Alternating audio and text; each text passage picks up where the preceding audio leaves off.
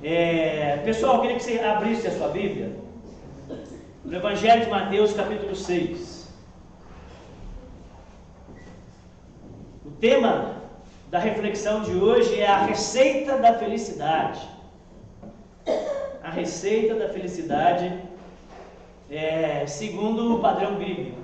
Há muita receita para felicidade por aí, mas segundo a visão bíblica e dentro do conceito de felicidade bíblica, eu quero expor aqui para você como alcançarmos a felicidade que todos nós ansiamos.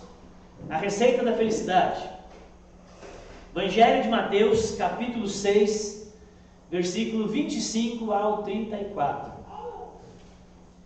Evangelho de Mateus 6, 25 a 34. Vamos ler? Por isso vos digo, não fiqueis ansiosos quanto à vossa vida, com o que comereis ou com o que bebereis, nem quanto ao vosso corpo, com o que vestireis.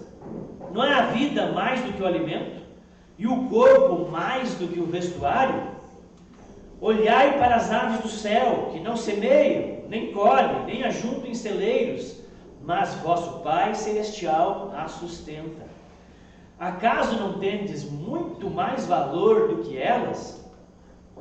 Qual de vós, por mais ansioso que esteja, pode acrescentar sequer 1 hora de duração na sua vida? E por que andais ansiosos quanto ao que vestir? Olhai como os lírios do campo crescem. Eles não trabalham, nem tecem. Mas eu vos digo que nem Salomão, em toda a sua glória, se vestiu como um deles.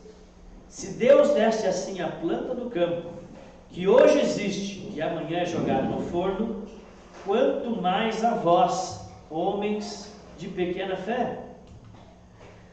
Portanto, não vos inquieteis dizendo: que comeremos? Que beberemos? Com que nos vestiremos? Pois os gentios é que procuram todas estas coisas. E de fato, vosso Pai Celestial sabe que precisais de tudo isso. Mas buscai primeiro o seu reino e a sua justiça, e todas estas coisas vos serão acrescentadas. Não vos inquieteis, pois, pelo dia de amanhã, porque o dia de amanhã trará as suas próprias preocupações. Basta a cada dia o seu problema. Irmão, se você tem acompanhado, estamos então aqui numa série de exposições bíblicas sobre o Sermão do Monte, um trecho do Evangelho de Mateus. Estamos aqui pregando todo o sermão, capítulos 5, 6 e 7 do Evangelho de Mateus. Hoje nós terminamos o capítulo 6 e também a 5ª subdivisão do sermão. Do total de 7, terminamos a 5ª subdivisão e o capítulo 6. Essencialmente, caso você não esteja inteirado, o discurso, o tema do Sermão do Monte gira em torno do reino de Deus. Jesus parou no monte com seus discípulos, a multidão estava ali, mas ele estava conversando com os discípulos para ensinar mais especificamente sobre o reino de Deus. Ele já tinha demonstrado o poder desse reino. Agora ele queria ensinar sobre o reino.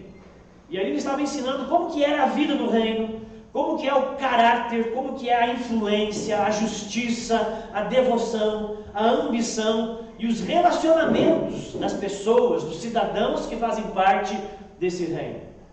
Então hoje nós terminamos os ensinos de Jesus sobre a ambição do cidadão do reino, que é a 5ª subdivisão, que vai do capítulo 6, do versículo 19 ao 34.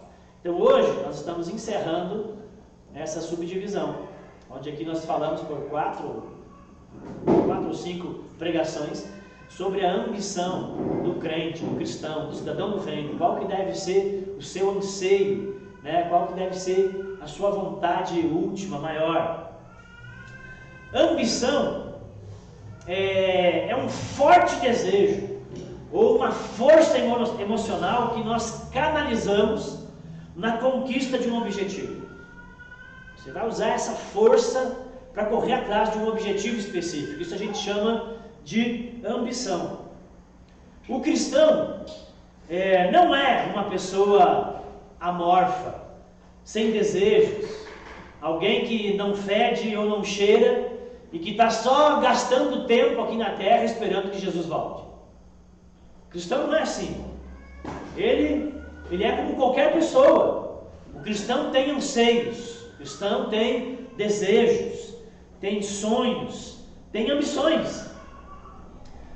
Mas como um cidadão do reino, nós vimos aqui no Sermão do Monte que ele não pode ser em seus anseios como os religiosos. Porque os religiosos, eles só ambicionam a glória pessoal. Eles usam a religião não para trazer glória a Deus, mas para trazer glória para si. Os religiosos querem se aparecer. A gente viu isso bastante ao longo do Sermão do Monte, também aqui nesse subdivisão a respeito da ambição. Os cristãos também não podem ser como os não religiosos, como os gentios ou incrédulos, que só ambicionam as coisas dessa terra, que só querem juntar tesouros da terra e que vivem aqui como se essa vida fosse tudo que existisse e como se o que importasse fosse só o aqui e agora. Os cristãos, discípulos de Jesus, os cidadãos dos céus, eles ambicionam primeiramente e acima de tudo aquilo que os filósofos gregos chamavam de o supremo bem, que para nós cristãos é a glória de Deus e do seu reino. Em primeiro lugar e acima de tudo, se você é um cristão, ama Jesus e segue a Ele, a glória de Deus e o seu reino precisa vir em primeiro lugar na sua vida. E não é que você não tenha ambições e desejos, mas todos os outros desejos e ambições na vida do cristão, eles são importantes. Nós não recriminamos, mas eles precisam ser desejos e ambições secundárias.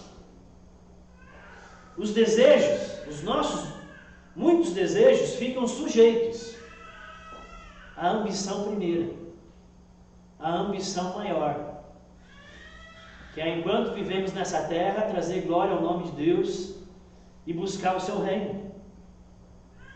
E até mesmo a felicidade, que é uma ambição e é um desejo, ela precisa se sujeitar a essa ambição maior, a esse bem supremo que é o nosso relacionamento com o Senhor Jesus, é a glória de Deus e o seu reino. O tema da pregação de hoje, que eu dei aqui, é então a receita da felicidade. A busca, quem aqui gostaria de ser feliz? A gente pode ser sincero, lá no fundo do coração, independente de certo ou errado, o que vai ser pregado, você busca ser feliz? Se você buscar tristeza, você é doente. Né? Todo mundo quer a felicidade, todo mundo quer ser feliz. A busca da felicidade talvez seja a maior ambição humana hoje. Independente de cor, credo, situação econômica, etnia, esse é o sentido de viver da maioria das pessoas. É a razão de tudo que elas fazem e querem. Como diz o funk, né? Eu só quero... Não vou cantar, que vai ser terrível. Eu só quero ser feliz. Como é que é o resto? Andar tranquilo. Vocês sabem, andar tranquilo. Eu só quero ser feliz. É o funk. As canções populares cantam anseios do povo. Então, é uma verdade. A busca da felicidade é a maior das ambições humanas. A vida pelo prazer, a vida que busca a felicidade o tempo todo, é a mola que move as pessoas. É tão importante, tão marcante essa razão de viver nas pessoas, que até a ética na vida das pessoas é marcada pela busca da felicidade. É a felicidade, hoje em dia, que determina se algo é certo ou se algo é errado. Se me faz feliz, é certo. Se não me faz feliz, é errado. A ética é baseada, inclusive, nessa busca. E que as pessoas dizem assim, olha, faz aquilo que te faz feliz, e o que não te faz feliz, não faz, evita, salta fora, abandona. Na nossa cultura, a felicidade e não Deus é o bem supremo. Afinal, irmãos, a vida é uma só, certo? Então, se a vida é uma só, vamos ser felizes. Assim pensa uma sociedade sem Deus, perdida e cada vez mais caótica e mais distante do bem supremo que elas elegeram e que elas buscam. Estranhamente, em nossa sociedade, quanto mais se corre atrás da felicidade, mais infeliz parece que as pessoas ficam. Quanto mais conquistas, progresso e avanço, maior vai ficando o sentimento de vazio interior. Como questionou Tolkien, se é assim que se pronuncia, um filósofo francês do século XIX, ele questionou esse paradoxo. E ele perguntou, olha, por que, mesmo na abundância, mesmo na prosperidade, mesmo no progresso, e mesmo diante dos grandes avanços tecnológicos, há uma estranha melancolia que assombra as pessoas? Entenda melancolia como uma tristeza vaga, permanente e profunda, um estado de apatia, um sentimento de incompletude, desconfortante, que está dentro das pessoas. Mesmo que elas alcancem sucessos, mesmo que elas alcancem certo grau de felicidade, riqueza e prosperidade, mesmo assim parece que lá dentro delas, no interior, permanece esse sentimento de desconforto, de incompletude, de que ainda não é o suficiente, ainda não chegamos lá.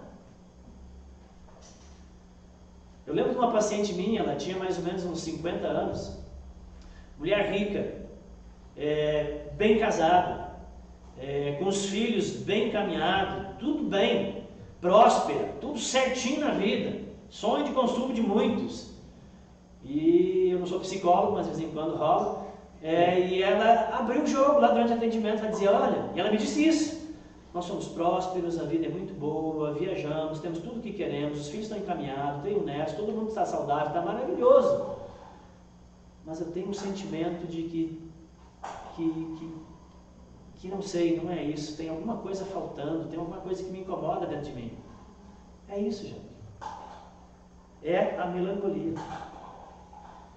Você reconhece esse sentimento? Você reconhece esse desconforto?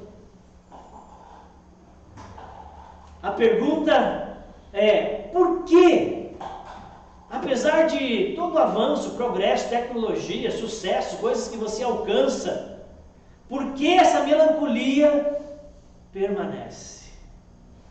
Esse sentimento de desconforto.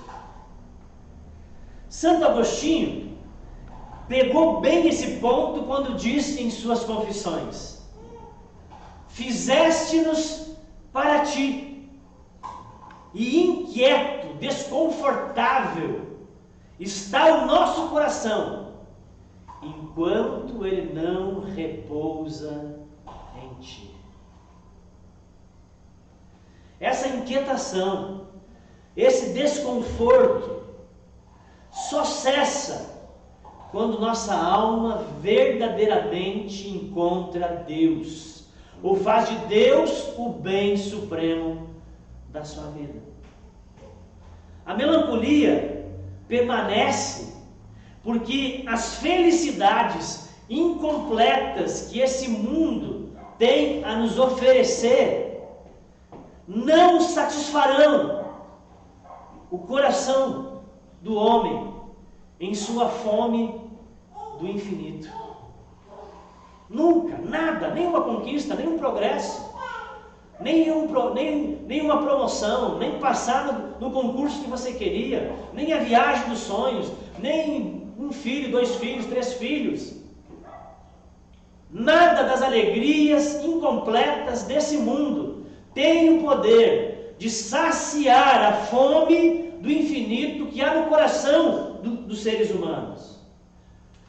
Fome do infinito é um termo que um pensador, filósofo dinamarquês chamado Kierkegaard usava para descrever aquilo que muitos de nós falamos popularmente a respeito do vazio interior que Deus, quando criou o homem, colocou dentro de nós. E esse vazio interior que Deus colocou dentro do homem, ele tem o tamanho e a forma exata de Deus, que só Deus pode preencher.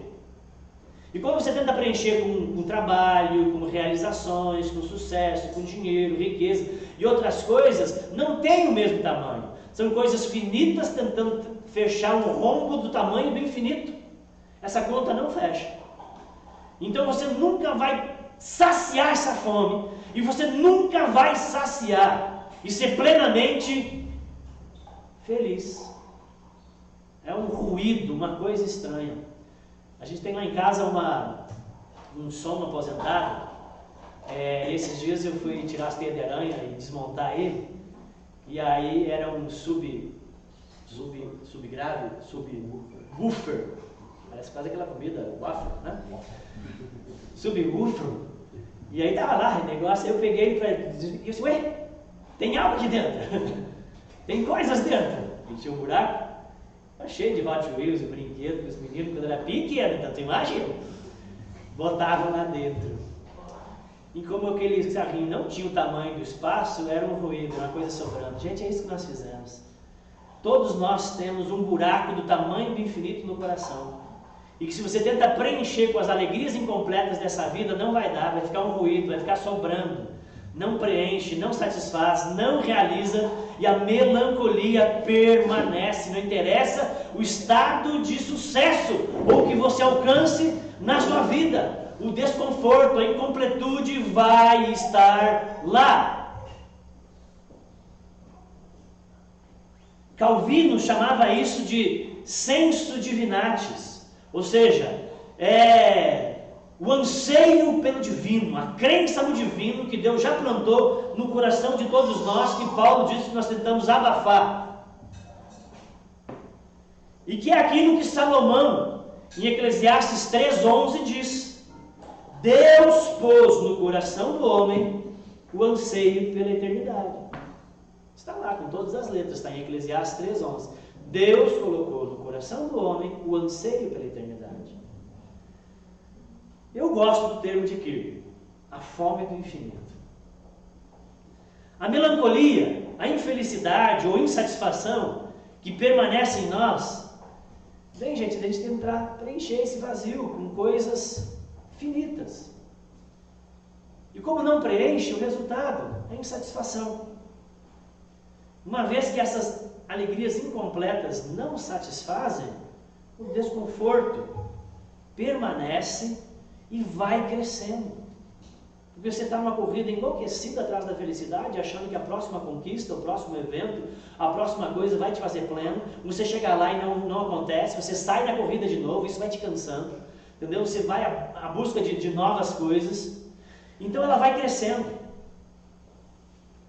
Por não suportar a incompletude, e pela frustração de não encontrar algo que verdadeiramente sacie a fome do infinito, essa melancolia oculta, ela pode, em algumas pessoas, inclusive, levar ao desespero, num estado muito mais patológico.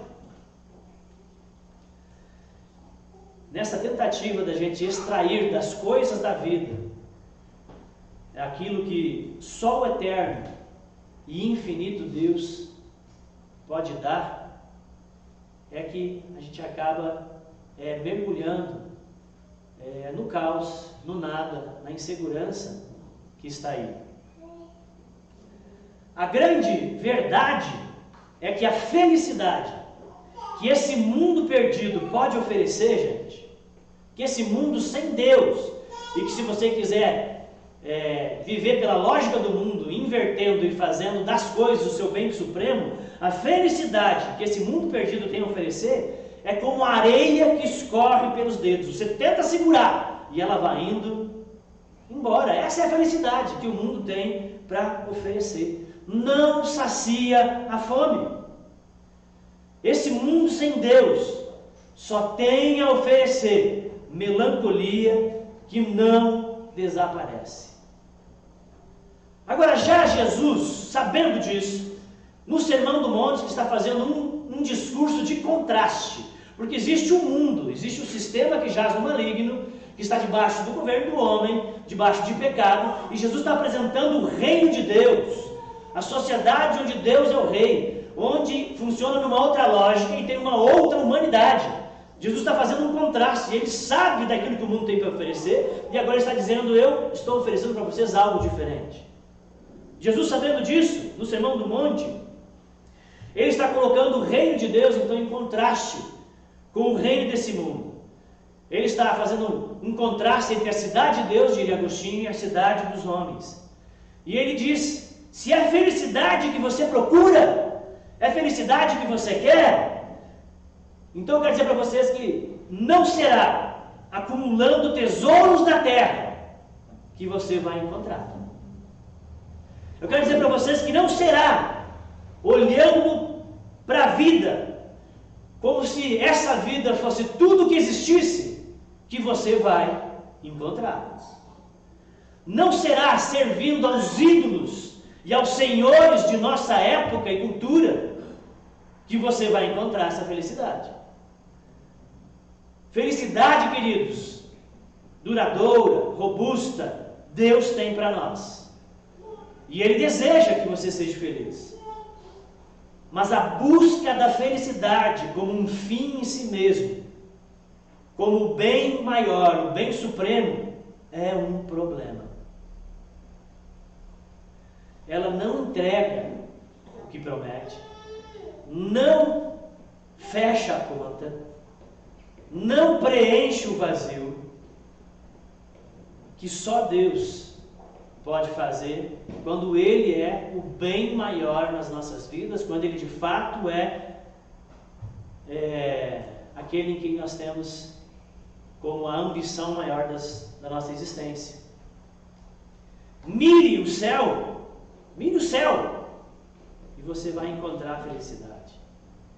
Mire a felicidade, e você vai encontrar a melancolia. E eu não quero falar contra a felicidade. Nós não somos ascetas. A Bíblia diz que Deus é um ser pleno. A Bíblia diz que Deus é um ser satisfeito, realizado, alegre e feliz. E é Ele que nós buscamos e servimos. A Bíblia diz que na presença de Deus há plenitude de alegria. Salmos 16, 11.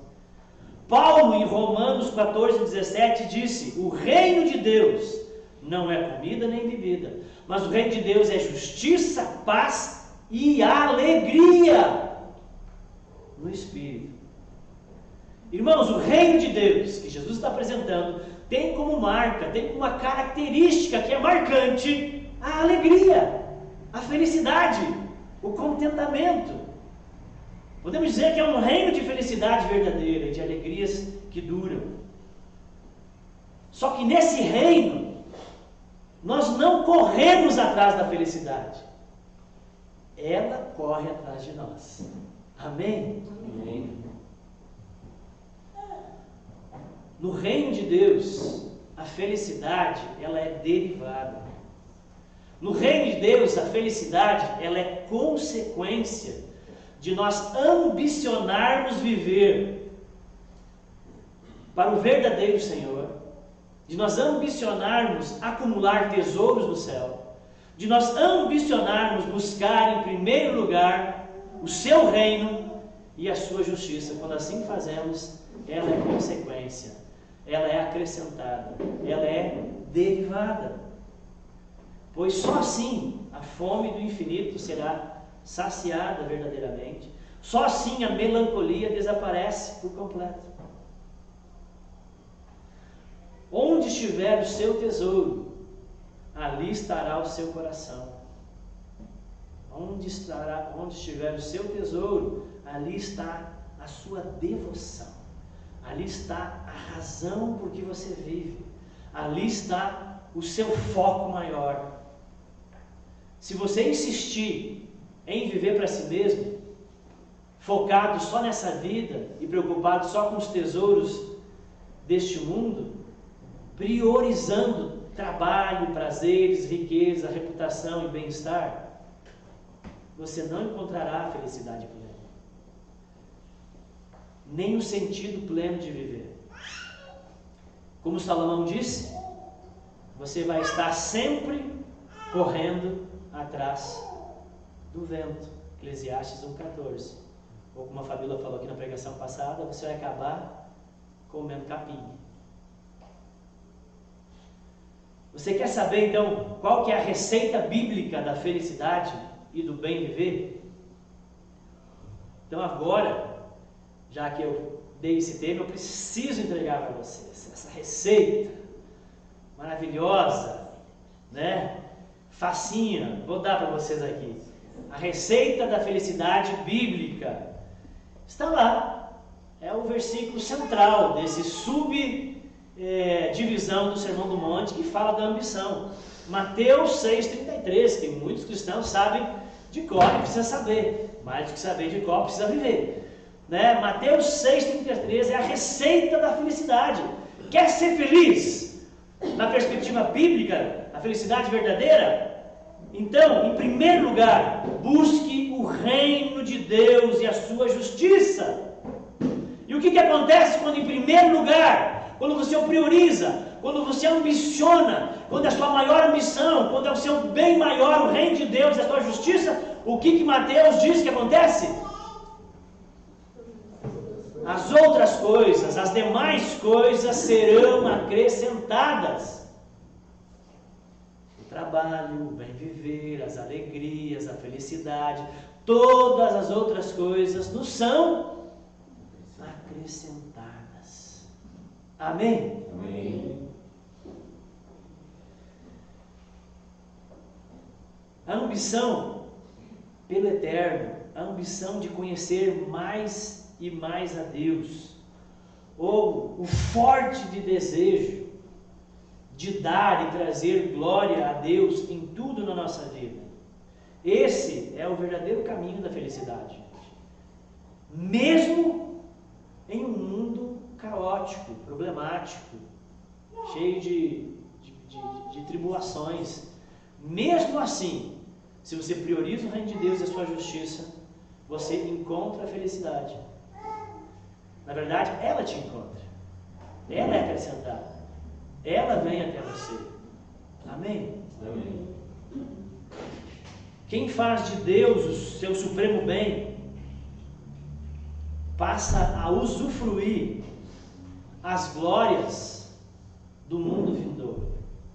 Por causa da ressurreição de Cristo, aquilo que nós receberíamos só no fim da história, nós podemos receber no meio da história. Então, muitas das coisas que nós receberíamos no porvir, nós já passamos como povo de Deus a usufruir agora. E uma das coisas que nós usufruiremos no fim é o que a Bíblia chama de gozo eterno, de alegria maravilhosa e plena eterna. Mas isso nós já começamos a receber no meio da história. E por isso que Deus tem para você uma felicidade, uma alegria que é sem igual, que é diferente daquilo que o mundo tem para dar, porque já é as antecipações da vida do porvir, graças à ressurreição de Cristo. E por isso que sim, há uma receita de felicidade aqui quando você prioriza o reino de Deus e a sua justiça. Mas veja, o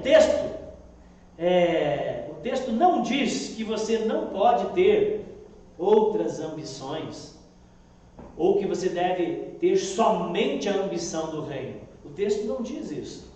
O texto diz para você, em primeiro lugar, buscar o reino de Deus e sua justiça. Buscar em primeiro lugar é prioridade. Buscar em primeiro lugar é aquilo que vem antes. É aquilo que é mais importante. É a ambição maior que acaba regulando as outras ambições. O texto não diz então que nós não vamos ter outras ambições, que o cristão não pode ter outras ambições, é só no reino que ele tem que pensar. O texto não diz isso. Primeiro lugar, prioridade, a maior ambição, o reino de Deus e a sua justiça, até porque o próprio texto diz que as outras coisas, as outras ambições, os outros desejos, as outras necessidades vos serão acrescentadas. O Senhor sabe que existem outras ambições e outros desejos. Nada de errado em querer crescer em sua carreira.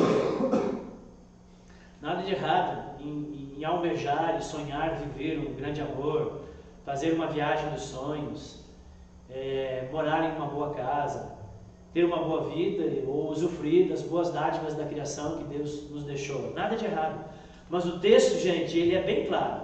A ambição maior, a ambição primeira, deve ser procurar ou buscar pelo reino de Deus e a sua justiça. Amém? Amém. As demais ambições, elas precisam ser reguladas por essa. Eu quero muito ter tal carreira. Eu quero muito receber tal promoção. Você está dentro do trabalho. Está lá no trabalho. E aí tem uma chance de você subir de cargo no trabalho. Você não tem nenhum problema de você almejar. Afinal, vai te dar um salário melhor, vai te dar alguns benefícios. Então você almeja aquilo. Mas você ganhar aquele cargo vai te dar novas responsabilidades e vai fazer com que você não participe mais de nenhum culto da igreja e dos pequenos grupos. E aí? Buscar primeiro o reino de Deus e sua justiça. O desejo pelo reino de Deus regula as outras ambições. Então, se eu ambiciono isso, mas isso vai prejudicar a minha busca pelo reino, então eu fico o reino. Entenderam? O anseio maior, a ambição maior regula as demais ambições. É assim que funciona. Porque eu vou descansar na promessa que as demais coisas me serão acrescentadas à medida que o meu bem maior na vida é o meu relacionamento com o Senhor Jesus Cristo, a fidelidade aos seus mandamentos, a fidelidade à sua palavra, a busca pelo reino. É o nosso incansável desejo de alegrar a Deus com toda a nossa vida que vai trazer essa felicidade plena, gente. E que essa melancolia, esse desconforto vai sumir. É assim. Preciso esclarecer um ponto aqui. A gente vai ficar bastante focado nesse Mateus 6,33, ok? Jesus aqui fez uma diferença. Ele não diz que é a mesma coisa. Ele diz: busque em primeiro lugar o reino de Deus e a sua justiça. Parece que aqui há uma diferença entre o reino de Deus e a justiça. Não são a mesma coisa. A maioria dos teólogos e estudiosos concordam com isso, que não é bem a mesma coisa. O reino de Deus e a sua justiça. O reino de Deus, por assim dizer, que nós devemos buscar em primeiro lugar, o reino de Deus, ele só existe onde Jesus Cristo é reconhecido e invocado. Onde Jesus realmente é reconhecido e invocado, ali há reino de Deus. Na igreja, na família, né? Talvez num ambiente de trabalho, que é um ambiente de trabalho que tem vários cristãos e que tem atividades onde Jesus é reconhecido e talvez até tenha orações e culto, então o reino de Deus está ali. É um ambiente onde de fato Jesus é conscientemente reconhecido e invocado. Ali está o reino de Deus. Então buscar o reino aqui, nesse sentido, é o seu compromisso com a igreja, porque é um local onde Jesus está e ele é reconhecido e é buscado.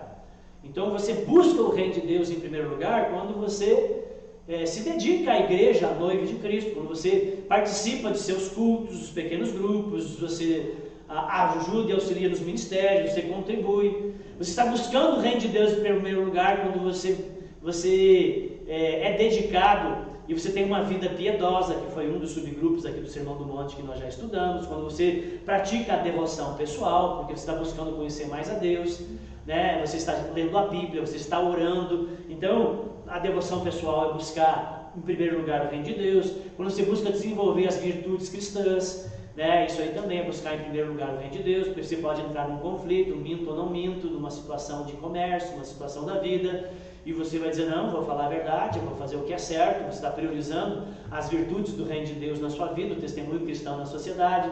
Então você está buscando o reino de Deus, evangelismo, né, as oportunidades que Deus dá, você não se cala, né, porque a reputação, que é uma ambição que você tem uma boa reputação, mas ela não pode ser maior que o reino de Deus. Então às vezes você vai evangelizar, mesmo que talvez isso seja um pouco constrangedor, porque teve uma oportunidade, você entendeu?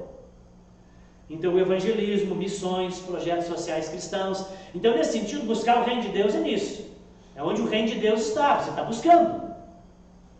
Já a justiça do reino é um conceito mais amplo que o próprio reino de Deus. Buscar a justiça do reino, por assim dizer, é a influência do reino chegando onde o reino ainda não existe. Buscar o reino de Deus é buscar, é estar, é procurar, é fazer aquilo onde o reino já está. A justiça do reino é a influência do reino chegando onde o reino ainda não está. É o desejo, e esse é o desejo de Deus. Deus deseja a justiça social do seu reino se estendendo a todas as comunidades humanas. Você vê no Velho Testamento os profetas falando, se levantando contra as injustiças que havia em Moabe e em várias outras regiões.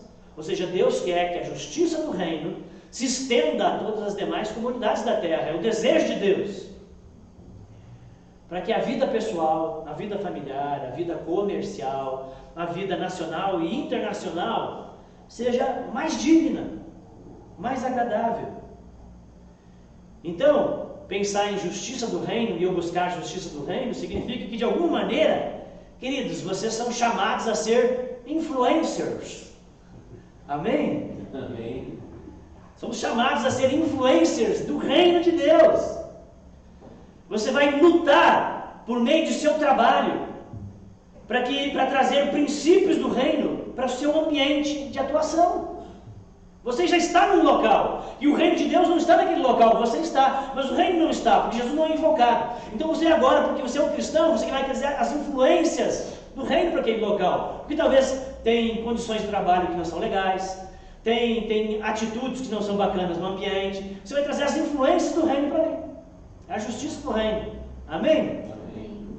Vai lutar por leis melhores, por situações melhores, por igualdade maior. É isso. Seja você um professor, um médico, um mecânico, um advogado, patrão ou empregado, você se comprometerá por lutar por situações mais justas e igualitárias, aonde você estiver. Isso é buscar, em primeiro lugar, a justiça do reino. Amém? Amém. Leis melhores, direitos melhores. Agora, já uma vez feita essa diferenciação entre buscar em primeiro lugar o reino e a justiça, caminhando para o fim, verso final, diria, quero ainda traçar aqui algumas dicas a respeito dessa receita bíblica de felicidade que eu vejo nesse texto.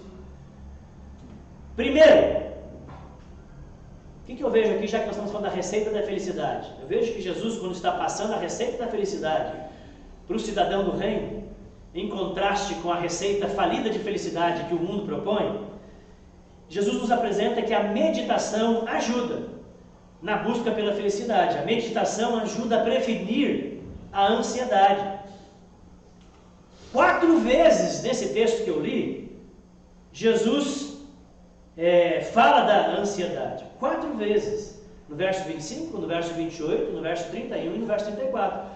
E ele está falando de buscar o reino de Deus e outras coisas serem acrescentadas. E ele viu ali um problema, né? Você não pode ignorar num texto uma palavra que surge muitas vezes. Quando uma palavra no texto da Bíblia surge muitas vezes, é porque aquilo é importante. Aquilo é um tema, é algo relevante naquele texto. E 4 vezes Jesus fala de ansiedade. Ansiedade, queridos, é uma aflição ou uma angústia no espírito causado pela incerteza. Você está inseguro de algumas coisas e você fica ansioso, você fica inquieto, perturbado por causa disso. É um medo que vai sendo gerado a respeito de algo que te espera no futuro, na frente, um desfecho. Não tem como você ser realmente feliz vivendo em ansiedade. Jesus está nos propondo aqui uma felicidade, uma maneira de viver que contempla a alegria, porque no reino há alegria. Só que a ansiedade é um problema nessa caminhada e nessa vida plena de felicidade que Deus tem para nos apresentar. Não tem como ser realmente feliz com a felicidade, com a ansiedade ali, batendo a porta constantemente, porque a ansiedade vai acabar nos levando à paralisia. Muitas vezes nós ficamos paralisados em ações e atitudes que deveríamos tomar, que vai nos trazer algum benefício ou progresso, e por causa da ansiedade você fica paralisado. Então é lógico que isso vai te roubar a felicidade e sucessos e outras coisas assim. Ou a ansiedade vai fazer o contrário, alguns ficam paralisados e outros têm ações precipitadas, que vai acabar redundando em situações desagradáveis e prejudiciais. Ansiedade, todo mundo sofre em algum grau mais elevado, então também se torna patológico, você precisa fazer aí uma terapia e buscar a solução para isso, mas a ansiedade todo mundo enfrenta, e Jesus está dizendo aqui que isso é um problema, que leva você a ter algum conflito na área da ambição, daquilo que deveria ser o bem supremo da sua vida. Por que que isso acontece, segundo o texto, a ansiedade? Segundo o texto que nós lemos, a ansiedade acontece por causa de conflito de vontades. Conflito de senhores. Conflito de devoções. O versículo que antecede a esse que eu li, que foi o que a família pregou semana passada, diz, olha, vocês não podem ter 2 senhores. Ou vocês vão agradar a um e desagradar ao outro. Não pode servir a Deus e às riquezas. Por isso, começa o texto que eu li, não andeis ansiosos, não. Ou seja, você deixa de buscar primeiro o reino de Deus devido a ansiedades, inquietações e coisas da vida.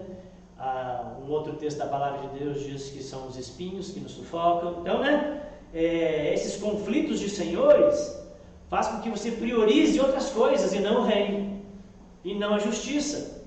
Você acaba se devotando, focando e botando muito mais energia na sua carreira, na sua saúde, na sua família, na sua beleza, nos seus hobbies, nos seus boletos, e etc, gente.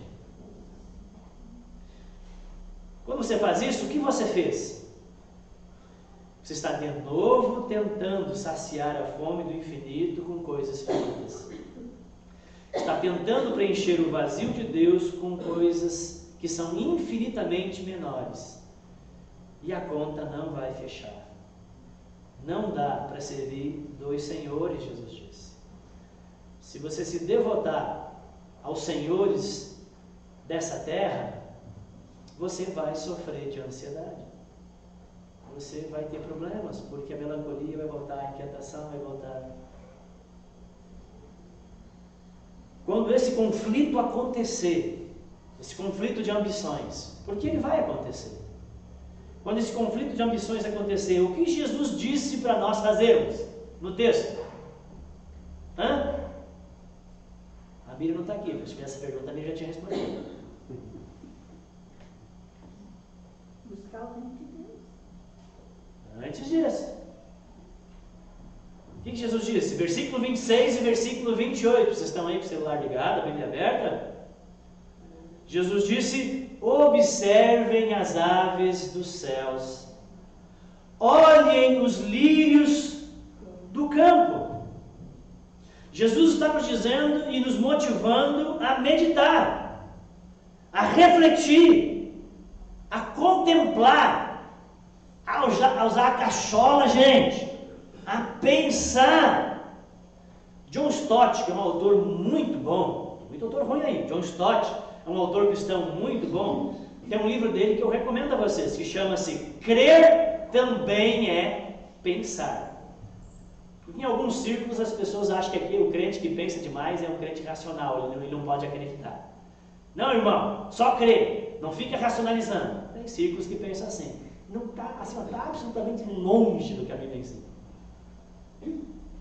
Crer também é pensar. Recomendo vocês. O que Jesus está dizendo? Olhem para as aves. As aves não semeiam. Isso nós fazemos. As aves não juntam em celeiros para ter depois, para valorizar. Elas não fazem provisão. Mas vosso Pai, não o Pai das aves, vosso Pai Celeste as sustenta, as mantém vivas. Ele está atento a elas. Os lírios não trabalham, os lírios não fazem roupas para si, mas estão sempre lindão, estão sempre bem vestidos, encantadores. Pense, Jesus disse, pense, em vez de ficar ansioso, pense, em vez de ficar inquieto e aflito e começar a correr para pagar os boletos e se dedicar só à sua vocação e buscar as riquezas, pense, se Deus cuida das necessidades da erva do campo, quanto mais comprometido estará com seus filhos. Se o Pai Celeste sustenta as aves, quanto mais sustentará a nós, seus filhos. Quem Deus é para você? Ele é o Pai que sustenta.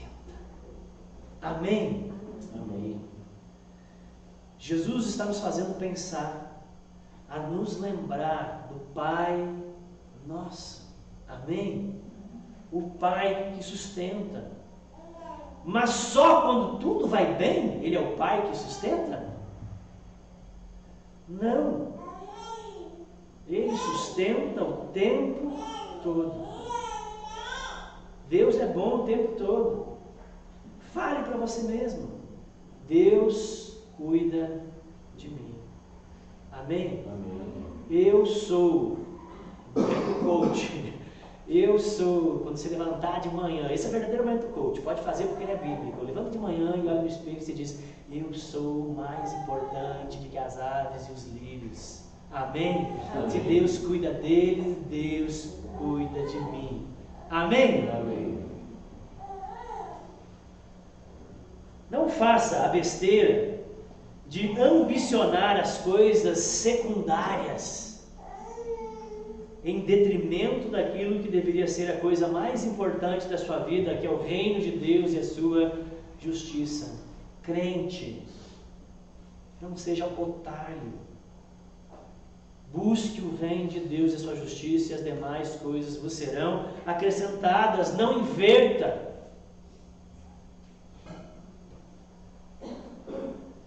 A vida focada em si mesmo, que prioriza os tesouros da terra, Jesus disse que é uma vida incompatível com o reino de Deus. É você sendo água, querendo habitar no meio do óleo. A vida focada em si mesmo, que prioriza os tesouros da terra, é incompatível com o reino de Deus. Jesus disse que é assim que vivem os gentios. Está aí o texto. É assim que vivem aqueles que não são o povo de Deus, que estão fora da aliança. Eles que estão correndo atrás da comida, da bebida e das vestes. Eles é que estão preocupados com os tesouros da terra.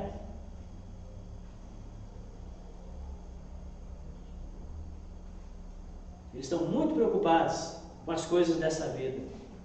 E se assim você fizer, a ansiedade, a aflição, a inquietação, o desconforto, sempre fará parte da sua vida. Mesmo que você venha em todos os cultos, os pequenos grupos, etc. Podendo evoluir para o desespero. Qual a solução? Isso eu já tinha que aparecer. Busque, em primeiro lugar, o reino de Deus. Amém? E a sua justiça. Pense. Haverá conflitos, mas pense. Em primeiro lugar o reino. Em primeiro lugar o reino. Se essa ambição aqui vai prejudicar a minha busca pelo reino, em suas muitas maneiras que isso pode ser traduzido, eu abro mão da minha ambição secundária e fico com a ambição do reino. Deus sabe do que eu preciso, Deus sabe que eu tenho outros desejos, mas Ele disse que Ele acrescentaria, e eu vou confiar nele. Amém? Amém. Agora vá você buscar secundários e abrir mão da primária, e talvez você nem encontre a secundária e nem a primária.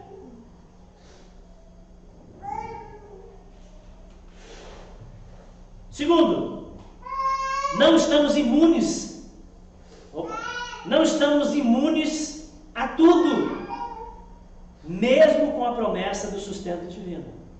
Eu tenho uma promessa que Deus me sustenta. Eu tenho uma promessa que Deus não vai deixar faltar. Queridos, o texto nos mostra que nós não estamos imunes a tudo, mesmo com a promessa do sustento divino. Porque o versículo 26, que é a promessa que o Pai Celeste sustenta,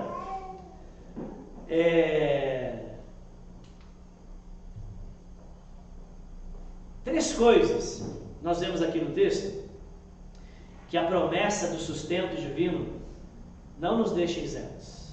Três coisas. Primeiro, nós não estamos isentos ou imunes de lutar pela própria vida. Não é contradição. Nós não estamos imunes ou isentos de lutar pela própria vida. Não significa que o fato de termos uma promessa que Deus cuida de mim, que eu sou mais importante entre todas as coisas da criação, como um ser criado à glória da imagem e semelhança de Deus, que eu sou filho de Deus, não significa que você não vai trabalhar. Os lírios, os pássaros não trabalham, não ajuntam em celeiro. Não significa que você não vai trabalhar, não significa que você não vai tecer, não significa que você não vai juntar em celeiros, porque já vimos que isso não é algo errado, já vimos em pregações passadas. Não significa que você vai ficar de braços cruzados esperando do nada um sustento. A Bíblia diz que do suor do trabalho você obterá sustento. Gênesis 3, 19.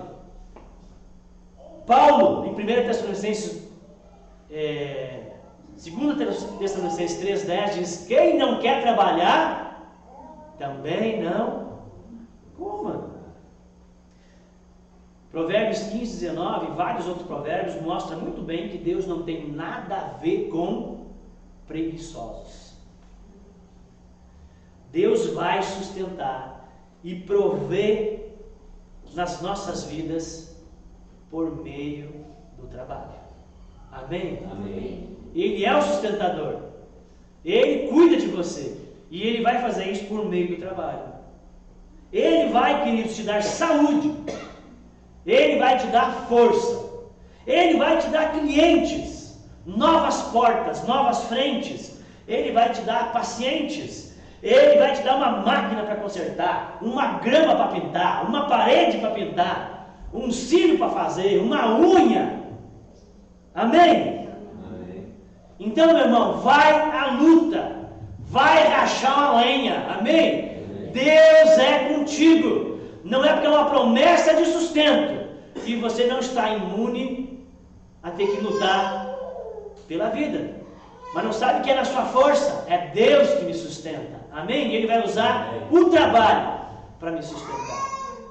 E Lutero tinha o costume de, quando ele agradecia o alimento, ele agradecia desde as fontes primárias. Ele dizia a Deus, ele não dizia: Deus, muito obrigado por esse feijão que está aqui. Não, ele dizia: Deus, muito obrigado pelo agricultor, muito obrigado por aquele que plantou, que é diferente daquele que arou, muito obrigado que também é diferente daquele que veio e colheu, daquele que juntou no caminhão, daquele que levou até o silo, daquele que embalou, daquele que industrializou, daquele que agora comercializou, e o Senhor me deu força. Agora nós temos.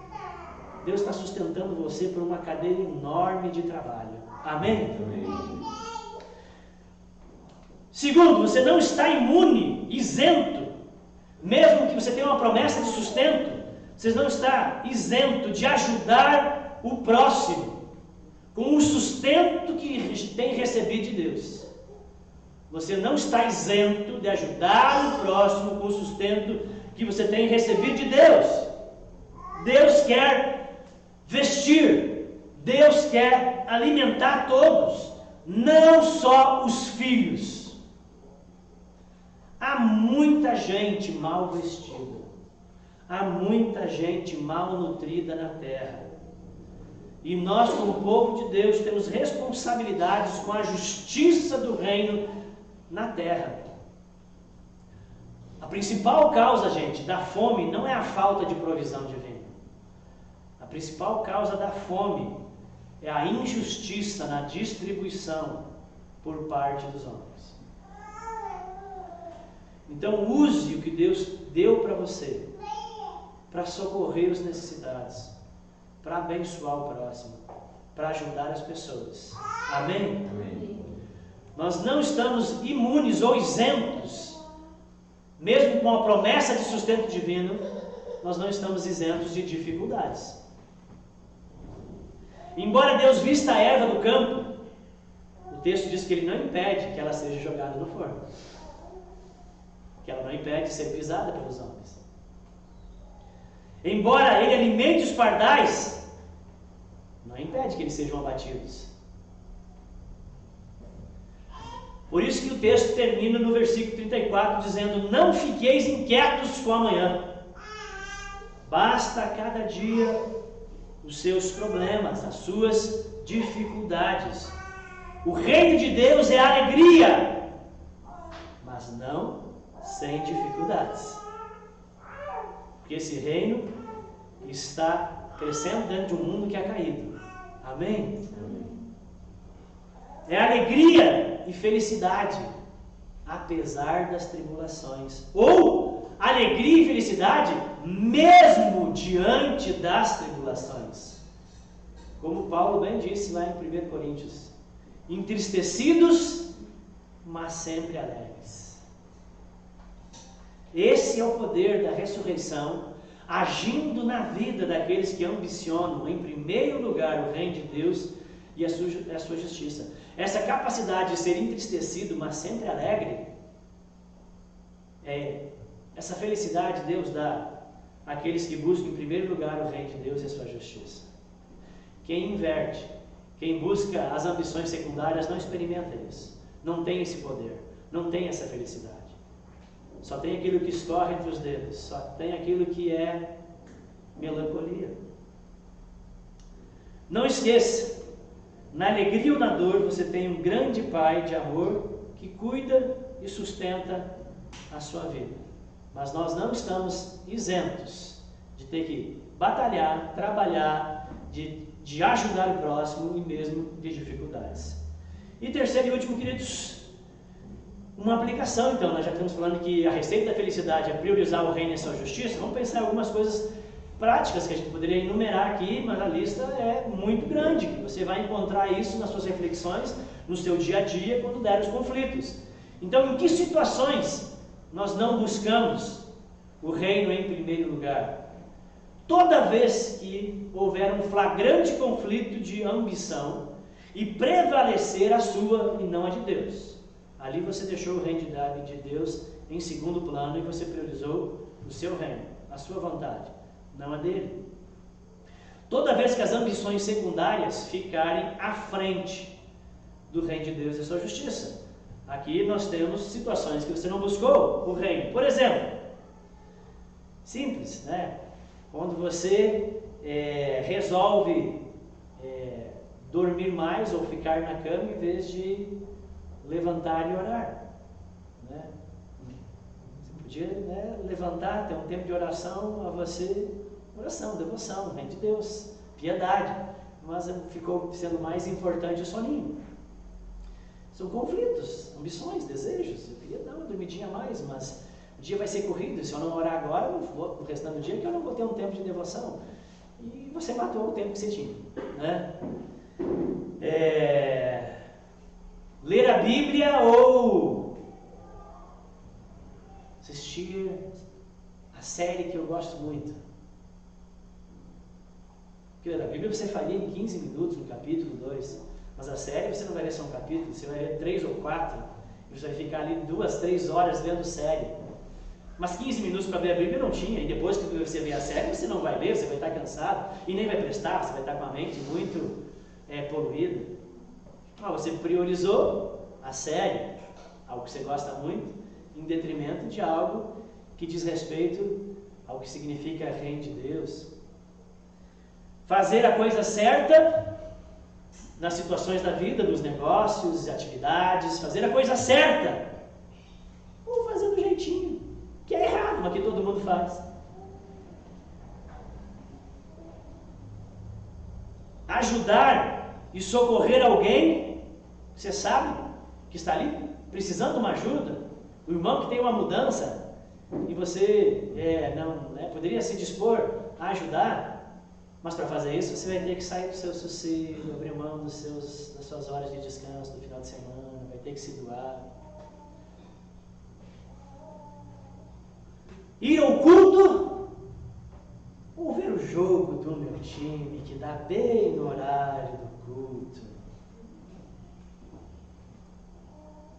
Ir no culto ou priorizar qualquer outra coisa. Não precisa ser só o jogo, né? Você pode priorizar outras coisas. E abandonou o culto.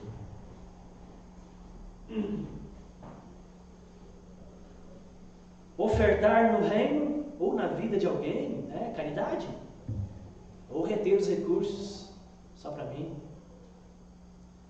Enfim, é só para alimentar a reflexão, e aí cabe a você o que eu falei aqui, algumas coisas, mas elas são diversas, é muito grande, você pode pensar. Quando você está priorizando outras ambições e deixando de lado o reino e a sua justiça.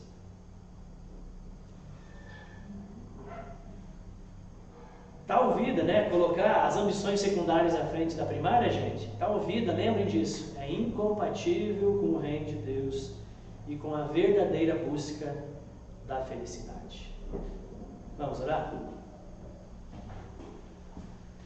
Senhor nosso Deus, terminamos aqui esse subdivisão no Sermão do Monte que fala das nossas ambições, que fala, Deus, daquilo que deveria ser a nossa razão de levantar, de viver, de existir, que é o reino de Deus e a sua justiça. E por mais que nós venhamos a almejar felicidade, sucesso e conquistas em muitas outras áreas, e não está errado, Deus, nós devemos sempre ter como a maior ambição, e regulando as outras, o teu reino e a tua justiça.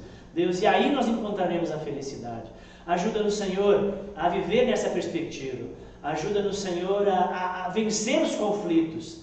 Ajuda-nos, Senhor, a experimentar, Deus, as dádivas, o gozo, Deus, e as coisas do porvir, já nesta vida. Deus, vivendo para o seu reino e a sua justiça e experimentando as outras coisas serem acrescentadas. Deus, abençoa a tua igreja, para que sejamos crentes que tenham essa ambição. Deus, em nome de Jesus, Senhor, que a nossa ambição por Ti, ela seja enorme, grande e não pequena.